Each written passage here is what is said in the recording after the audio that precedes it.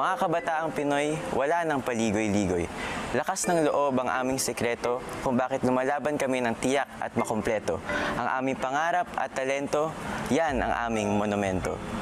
Kami ang strong-willed fighters at ito ang aming pakulo.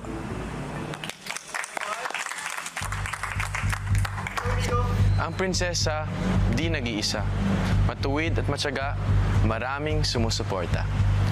Sa pagpapatuloy ng balagtasan, ang atake nila mas naging palaban. Smiling angels. Mga anghel nga ba?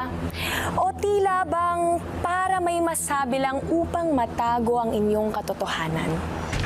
Alam ko naman po na task lang, pero syempre po baka ganun po yung pagkakatingin nila sa amin. Kilala po namin, kuya, yung sarili po namin at isa't isa po ng mga miyembro ko po. Kaya parang wala lang po sa amin, kuya. Kala nyo madada